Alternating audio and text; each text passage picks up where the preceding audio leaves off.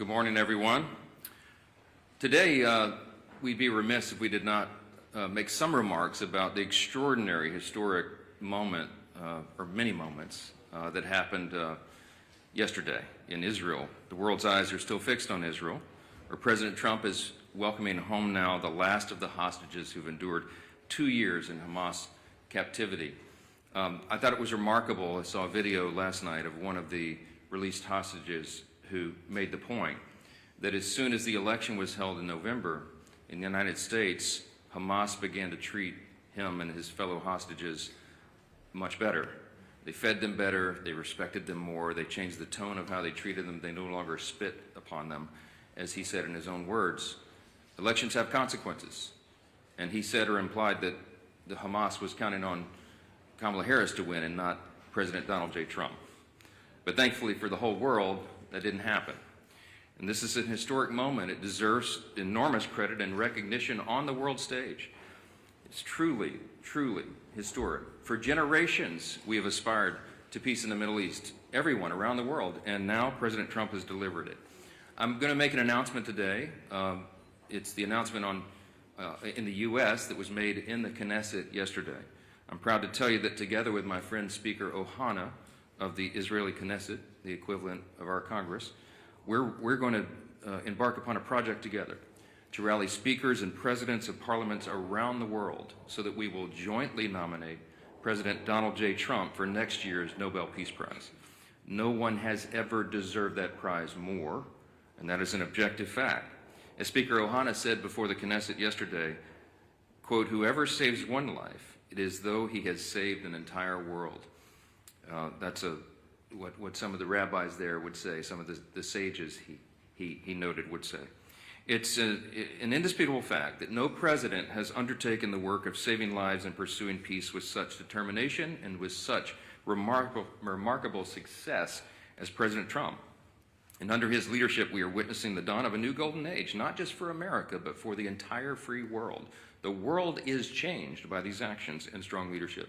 American strength is good for free people around the world, as we say always, and peace through strength is maintained. There will be more to share on this in the weeks ahead, but today marks the start of this effort that we'll embark upon together, this joint parliamentary project, and I'm honored to do it alongside our ally and my counterpart in Israel in leading that effort. Welcome to day 14 of the Democrat government shutdown. It's 2 weeks of Democrats in Congress inflicting untold pain on the American people for nothing other than pure politics, as we've explained at this podium every day of the shutdown. Today, Senate Democrats will have their 8th chance to end this mess by passing our clean, nonpartisan continuing resolution, the government funding bill that would end all of this immediately. Over 3 weeks ago, the House passed that bill, and you all know the details of it. It is completely clean. There are no policy changes, no partisan riders, no gimmicks or tricks at all. All it does is keep the lights on at the current funding levels for a few extra weeks while we complete the normal appropriations process. Now compare that to the Democrats' counterproposal. They're demanding $1.5 trillion in new spending paid for by American taxpayers. And I want you to be specific. I want us to be specific. I want you to note what that counterproposal includes, because we've not yet gone into all the details of it, because it's large and very absurd. But here's some of the highlights of this. It would reverse common sense reforms that Republicans made in the Working Families Tax Cut that keep illegal aliens off taxpayer-funded health care. This is a fact. Page 57, section 2141 of their counterproposal, as we've been posting everywhere. And it would, they would add the illegal aliens, non-citizens, back to taxpayer-funded benefits. It would cost taxpayers nearly $200 billion. They would also remove a very reasonable and modest work requirement that we put on able-bodied young men with no dependents. As we've said, they should not be riding the wagon and taking Medicaid. That is intended for vulnerable populations, the elderly, disabled, and young pregnant women, for example, and not young able-bodied men without dependents who are playing video games. We put that into the law because it's common sense. Their counterproposal would reverse that, so taxpayers would be funding them again. They would make in their counterproposal permanent COVID-era Obamacare subsidies without any income caps or any other reforms at all. They would make that permanent. That would cost taxpayers an estimated $358 billion. They would take away the $50 billion that we put into the law to support rural hospitals. They would remove that. And they would send $500 million to liberal news outlets by refunding the Corporation for Public Broadcasting. It would also restore up to $5 billion of American taxpayer funds for wasteful spending for international projects. Here's a couple of examples. This is in their legislation, their counterproposal on the CR to keep the lights open. This is what they want to do. They want to spend $24.6 million of your hard-earned dollars as a taxpayer for climate resilience in Honduras. They want to spend $13.4 million for civic engagement in Zimbabwe. They want to send $3.9 million for LGBTQI+ democracy grants in the Western Balkans. They want to spend $2.9 million of your dollars for desert locust risk reduction in the Horn of Africa. And $2 million for, quote, organizing for feminist democratic principles in Africa. We are not doing that. These are unserious proposals from unserious people, and they are playing games while real Americans are being harmed adversely by the shutdown.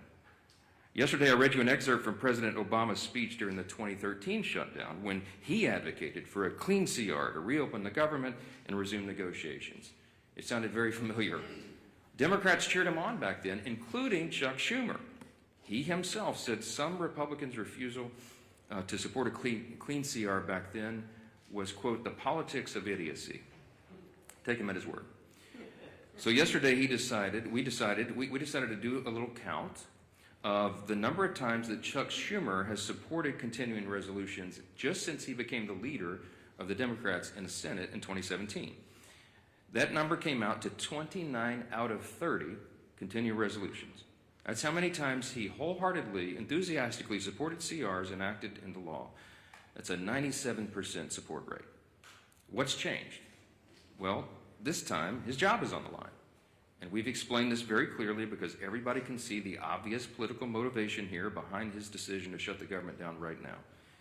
He helped us avert a shutdown in March by doing the right thing and supporting virtually the identically same continuing CR that we're offering today. And his radical base went crazy, and they haven't forgiven him for it. That's why Chuck Schumer is opposed to it today. That's what changed. It's very obvious. This government shutdown is plainly and simply an exercise in image rehabilitation. This is an attempt at image rehabilitation for Chuck Schumer. So selfishly, completely about himself, he is shutting the government down to hurt other people. He needs to show a fight against President Trump so he can keep his left base happy through the next election cycle. How do we know that? Well, his record shows the obvious truth about it. Again, look at the numbers. Chuck Schumer supported CRs to help avert a government shutdown 29 out of 30 times as leader of his party. And he emphatically supported every single CR enacted into law since 2017, except for one. And of course, you won't have to do much research to figure out who was in the White House during that time. If you said Donald Trump, you'd be right. And it doesn't take a genius to see that's exactly the same reason why he's doing this causing these antics today. So what you'll also notice about the CRs is that they become routine. It's the routine thing to do around here. It's Washington's bad habit. And a CR was meant to be a temporary measure. Is meant and designed to just keep the government open and funded for the people while Congress finishes its work on a final budget. And that's not happened in a long time. CRs have become too common. It's the status quo. It's not the way the founders intended for this process to work. The appropriations process was envisioned to be an exercise in good stewardship. They wanted the members of Congress to have open, transparent, bipartisan, line-by-line debate so that we could spend the people's money wisely. And that's precisely what Republicans are so eager to return to and what we have achieved. We are pushing that boulder uphill, as I've said, and for the first time since 2019, both chambers, House and Senate, have made real progress towards that stewardship goal. But we just need a little more time to finish it. That's the only thing the House-passed CR does. It's a clean, short-term, nonpartisan continuance of funding so that that process can work out. Now, you've all heard Chuck Schumer demand that Republicans have to come to the negotiating table. Well before, this is an important answer to some of the questions that I anticipate you'll ask later because it comes up in every press conference. Why won't you negotiate? Here's the point. We were already doing that. Before the Democrats recklessly shut down the government for their own political purposes, Republicans and Democrats were already engaged in responsible, open, bipartisan processes to find answers to these problems. And what Chuck Schumer means when he says that he wants us to negotiate is that he is demanding, and he said it publicly, I can't believe he says the quiet parts out loud sometimes, but he wants a backroom deal. He wants a backroom deal that the American people will never see. He literally has said, we need the top 4 leaders to go into a room and work this out. Why does Chuck Schumer say that? Because that's how he's operated for decades. He's been in Congress since 1980. I was 9 years old in the 3rd grade when Chuck Schumer got here, okay? He is the broken status quo. We are trying to break the status quo so government works better for the people. And Chuck Schumer is resistant to that because he can't even imagine the way the founders intended for this to work. He doesn't want this open, everybody involved, all members, bottom-up process. He wants 4 people to go in a back room and just make this deal and hoist it down upon everybody else. I'm not participating in that. Chuck Schumer doesn't like that. He doesn't like that we're trying to get Washington to work again because he doesn't know how to operate in that kind of system. And we're certainly not going to allow the American people to be taken hostage for his political gain. I'm going to hand it off first here to the indomitable Dr. Virginia Foxx. She is the chairwoman of our House Rules Committee. We call her the Iron Lady of the House. I know she has a lot to say about Democrats' obstruction. She's going to lay out some of the indisputable facts of this government shutdown. Dr. Foxx? Thank you, Mr. Speaker. Thanks for your continued work in calling attention to the facts. You remain consistent and concise in explaining to the American people that the Democrats have shut down the government. And thank you to the members of our leadership team and members of the entire conference who've been equally as vocal and engaged. I've listened to the arguments the Democrats have been making since they shut down the government, and I cannot help but shake my head in utter disgust every time.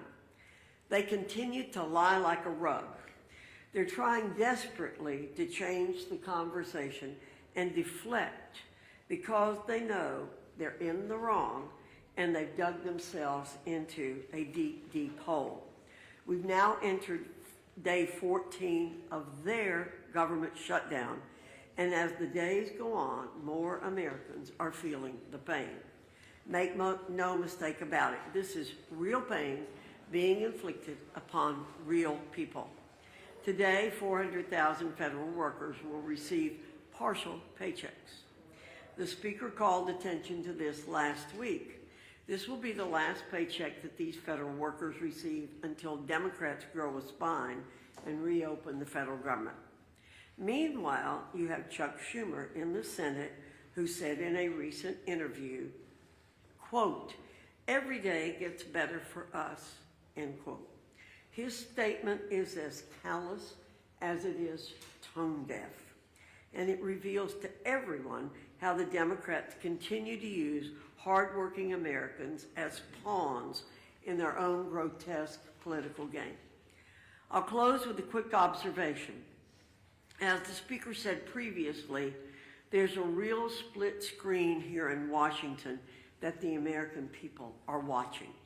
While Republicans are the ones who have voted and are continuing to vote to reopen the government, Democrats have treated their own shutdown as one big attention-getting activity. They've taken shutdown selfies, posted weird videos of themselves doing everything except working, and they even hosted a live stream that failed to gain any traction whatsoever. How embarrassing. These are not serious people. They continue to play a dangerous game with the livelihoods of Americans.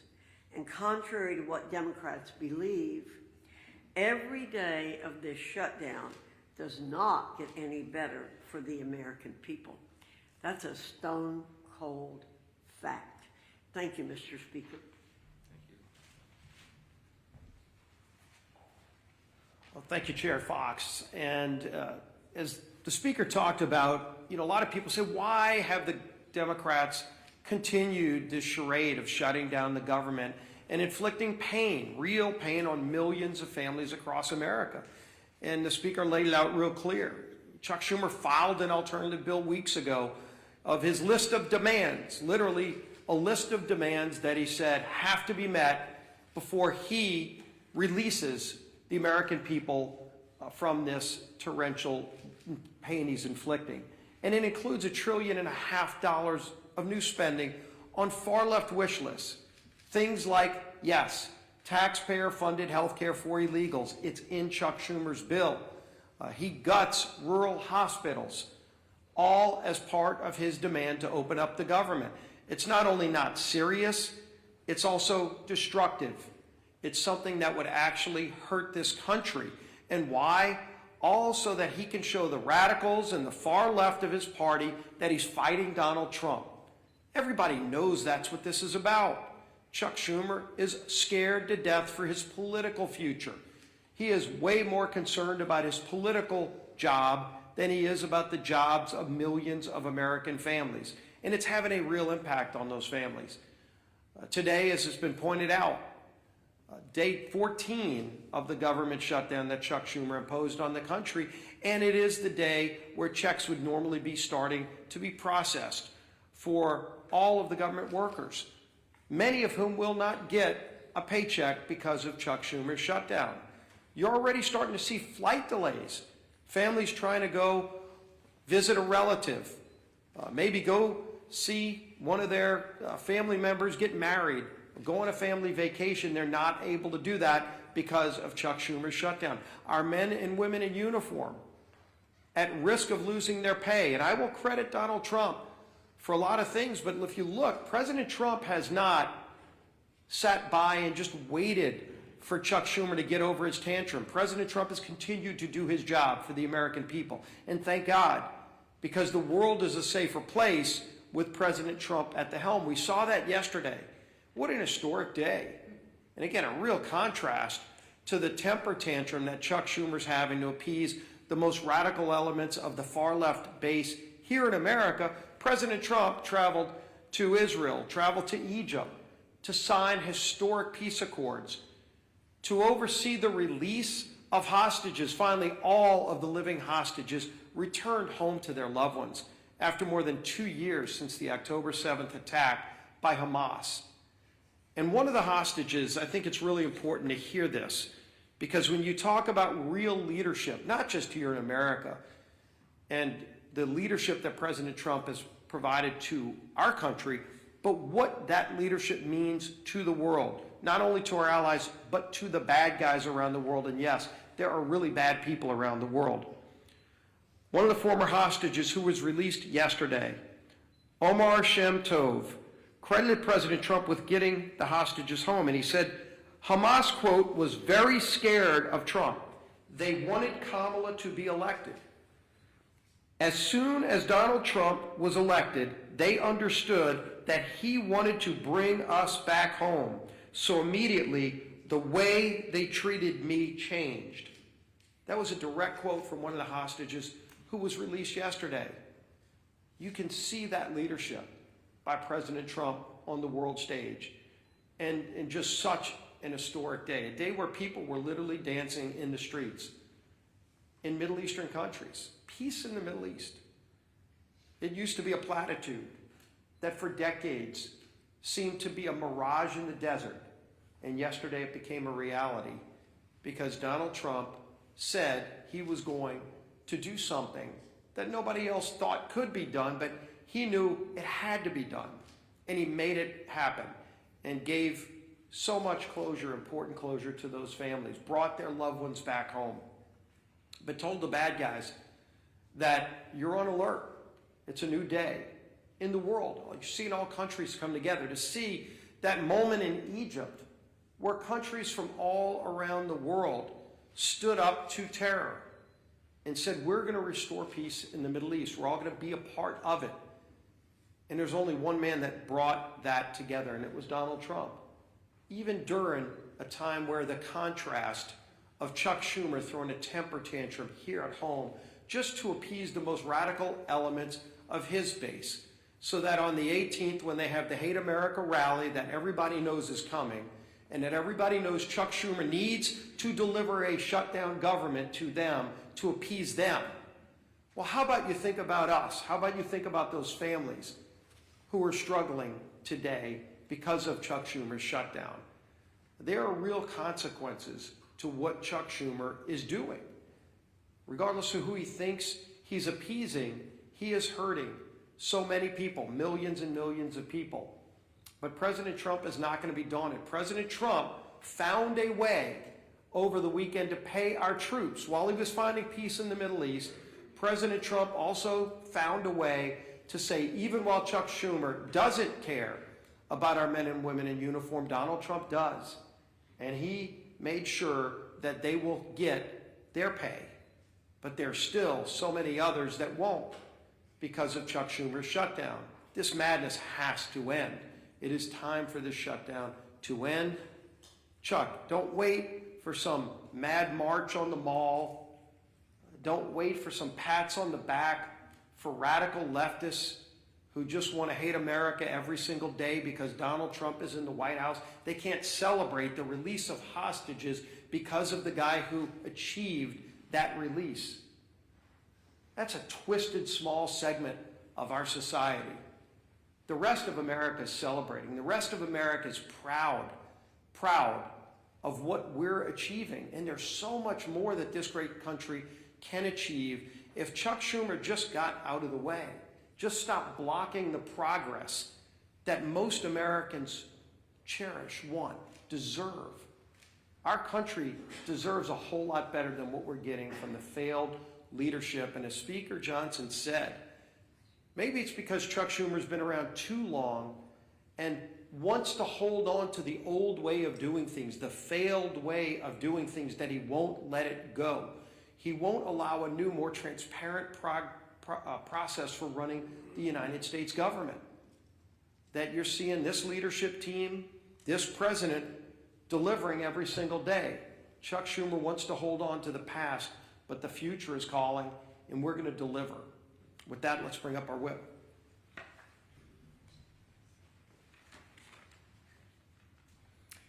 As the speaker noted, today should be a day of celebration.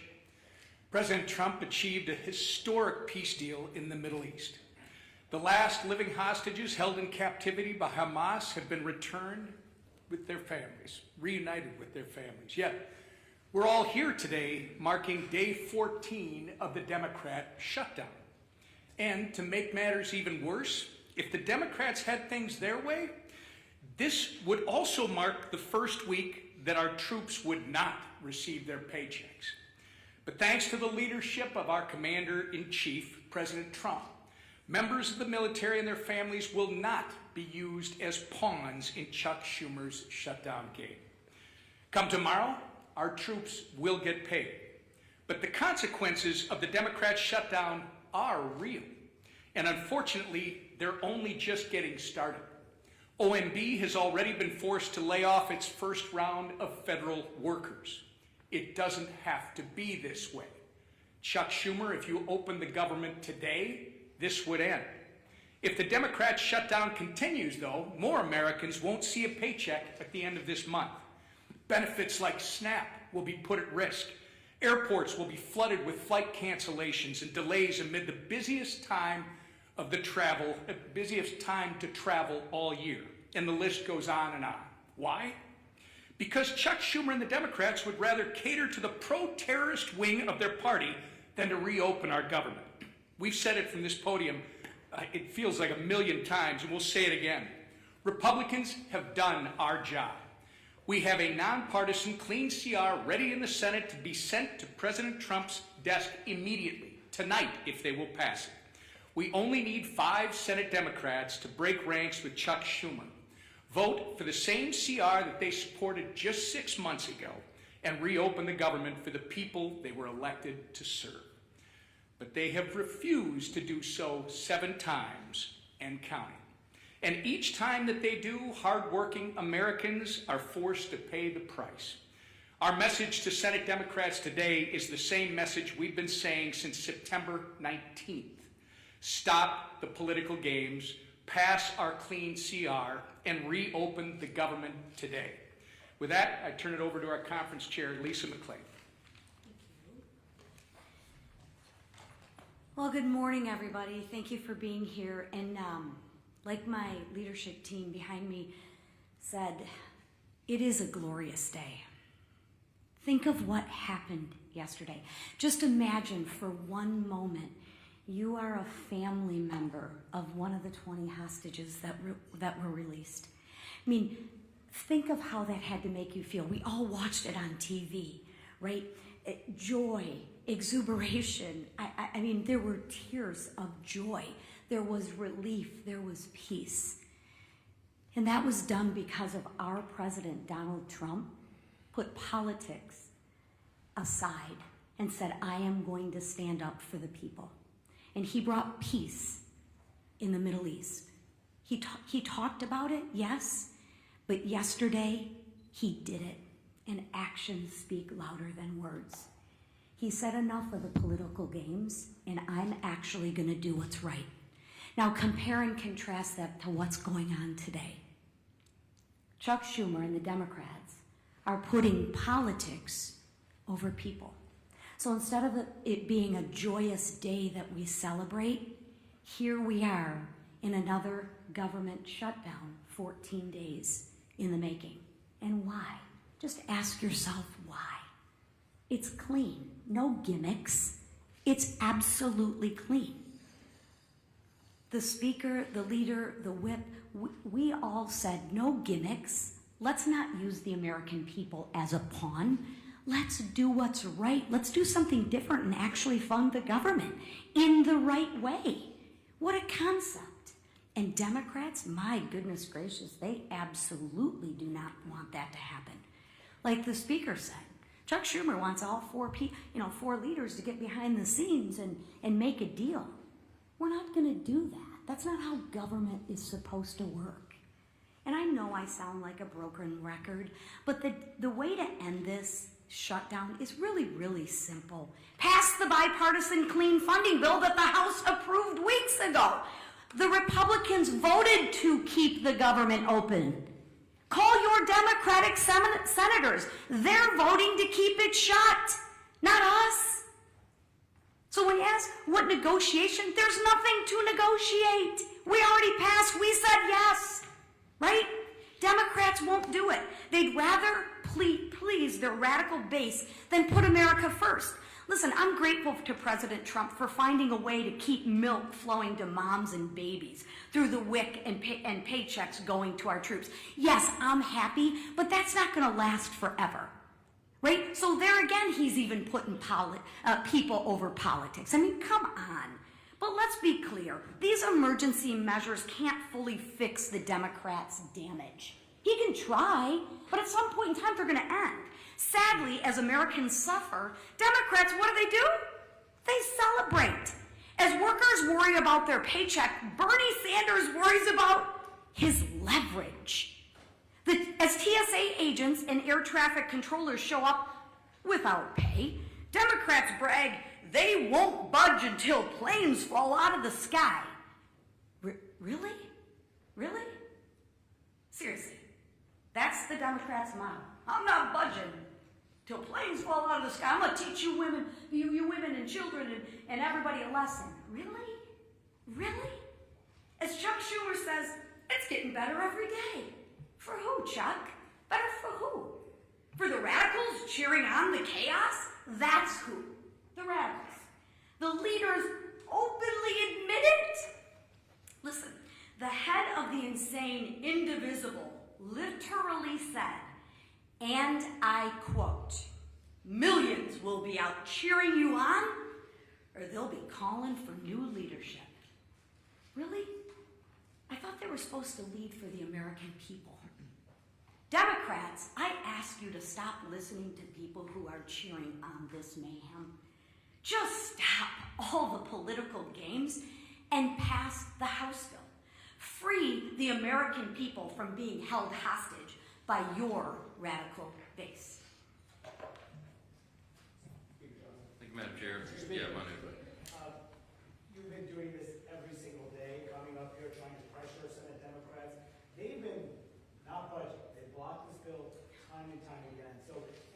point, for the good of the country, do you need to change your strategy to try to negotiate a deal with Democrats? It's a great question.